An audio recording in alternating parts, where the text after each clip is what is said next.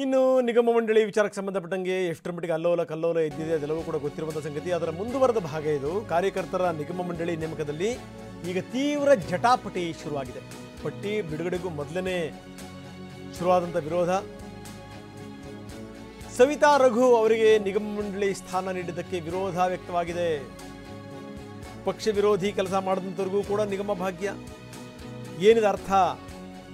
ಸೋಲಿಗೆ ಕಾರಣ ಆದಂಥವರಿಗೆ ನಿಗಮ ಕೊಡ್ತೀರ ನೀವು ಅನ್ನುವಂಥ ಆಕ್ಷೇಪ. ಚಿತ್ರದುರ್ಗ ಜಿಲ್ಲಾ ನಾಯಕರು ಸಿಎಂಗೆ ಇದಕ್ಕೆ ಸಂಬಂಧಪಟ್ಟಂಗೆ ದೂರನ್ನು ಕೊಟ್ಟಿದ್ದಾರೆ. ಯಾವ ರೀತಿ ನೀವು ಅವ್ರನ್ನ ಕನ್ಸಿಡರ್ ಮಾಡಿದಿರಿ? ಯಾವ ಕಾರಣದಿಂದ ಕನ್ಸಿಡರ್ ಮಾಡಿದಿರಿ? ಪಕ್ಷದ ವಿರುದ್ಧ ಅವ್ರು ಕೆಲಸ ಮಾಡಿರುವಂಥವ್ರು. ಪಕ್ಷದ ವಿರುದ್ಧ ಕೆಲಸ ಮಾಡಿದಂಥವ್ರಿಗೆ ನೀವು ನಿಗಮ ಮಂಡಳಿ ಕೊಟ್ಬಿಟ್ರೆ ಗತಿ ಏನು? ಸವಿತಾ ರಘು ಅವರಿಗೆ ಯಾಕೆ ನಿಗಮ ಮಂಡಳಿ ಸ್ಥಾನವನ್ನು ನೀವು ಕೊಡ್ತಾ ಇದ್ದೀರಿ? ಇದು ಸಂಗತಿ. ಇದಕ್ಕೆ ಸಂಬಂಧಪಟ್ಟಂಗೆ ಹಲವಾರು ಜನ ಈಗಾಗಲೇ ಪ್ರಶ್ನೆಗಳನ್ನು ಎತ್ತಿದ್ದಾರೆ. ಬನ್ನಿ, ನಮ್ಮ ಪ್ರತಿನಿಧಿ ಪ್ರಸನ್ನ ಈಗ ನಮ್ಮೊಂದಿಗೆ ನೇರ ಸಂಪರ್ಕದಲ್ಲಿದ್ದಾರೆ. ಪ್ರಸನ್ನ, ಭಾಳ ಗಮನಿಸಬೇಕಾದಂಥ ಸಂಗತಿ, ನಿಗಮ ಮಂಡಳಿ ವಿಚಾರಕ್ಕೆ ಸಂಬಂಧಪಟ್ಟಂಗೆ ಇದೇನು ಅಷ್ಟು ಸುಲಭಕ್ಕೆ ಇದು ಬಗೆಹರಿಯುವಂಥ ಲಕ್ಷಣಗಳು ಕಾಣ್ತಾ ಇಲ್ಲ. ಈ ಅಸಮಾಧಾನ ಎಲ್ಲಿಗೆ ಹೋಗಿ ಮುಟ್ಟುತ್ತೋ ಏನೋ ಗೊತ್ತಿಲ್ಲ. ಕೋಟೆ ನಗರಿ ಚಿತ್ರದುರ್ಗದಲ್ಲೂ ಕೂಡ ಇದಕ್ಕೆ ಸಂಬಂಧಪಟ್ಟಂಗೆ ಅಸಮಾಧಾನ ಇದ್ದಿದೆ. ನೀವು ಸವಿತಾ ರಘುಗೆ ನಿಗಮ ಮಂಡಳಿ ಸ್ಥಾನ ಕೊಟ್ಟರೆ ಅನ್ನುವಂಥದ್ದು ಪ್ರಶ್ನೆ. ಏನಿದು? ಏನಿದರ ಹಿನ್ನೆಲೆ ಏನು?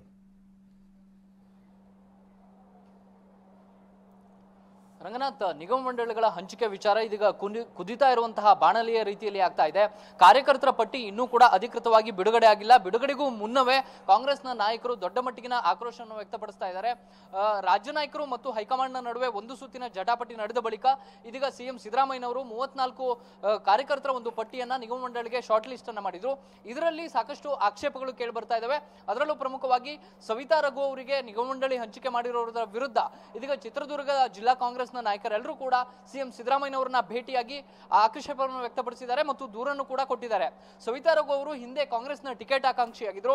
ಟಿಕೆಟ್ ಸಿಗದ ಬಳಿಕ ಅವರು ಪಕ್ಷ ವಿರೋಧಿ ಚಟುವಟಿಕೆಯಲ್ಲಿ ತೊಡಗಿದ್ರು ಮತ್ತು ಬಿಜೆಪಿಯವರ ಗೆಲುವಿಗೆ ಕಾರಣರಾಗಿದ್ದಾರೆ, ಕಾಂಗ್ರೆಸ್ನ ಸೋಲಿಗೆ ಕಾರಣರಾಗಿದ್ದಾರೆ ಅನ್ನುವಂತ ಒಂದು ದೊಡ್ಡ ಮಟ್ಟಿಗಿನ ಆರೋಪವನ್ನ ಸಿಎಂ ಸಿದ್ದರಾಮಯ್ಯನವರ ಎದುರು ಮಾಜಿ ಸಚಿವ ಎಚ್ ಆಂಜನೇಯ ಮತ್ತು ಚಿತ್ರದುರ್ಗದ ಎಲ್ಲಾ ಜಿಲ್ಲಾ ಕಾಂಗ್ರೆಸ್ ನಾಯಕರು ಕೂಡ ಆಕ್ರೋಶವನ್ನು ವ್ಯಕ್ತಪಡಿಸಿದ್ದಾರೆ.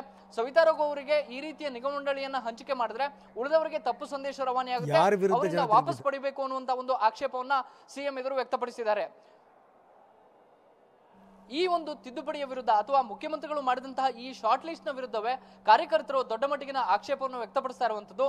ಇನ್ನೂ ಕೂಡ ಅಧಿಕೃತವಾಗಿ ನಿಗಮ ಮಂಡಳಿಗಳ ಹಂಚಿಕೆ ಕಾರ್ಯಕರ್ತರಿಗೆ ಆಗಿಲ್ಲ. ಅಧಿಕೃತವಾಗಿ ಹಂಚಿಕೆ ಆಗೋ ಮೊದಲೇ ದೊಡ್ಡ ಮಟ್ಟಿಗಿನ ಆಕ್ಷೇಪ ಮತ್ತು ಆಕ್ರೋಶ ಕಾಂಗ್ರೆಸ್ನ ನಾಯಕರಲ್ಲಿ ವ್ಯಕ್ತವಾಗ್ತಾ ಇದೆ. ರಂಗನಾಥ್, ಓಕೆ, ಧನ್ಯವಾದ ತಮ್ಮೆಲ್ಲ ಮಾಹಿತಿಗೆ.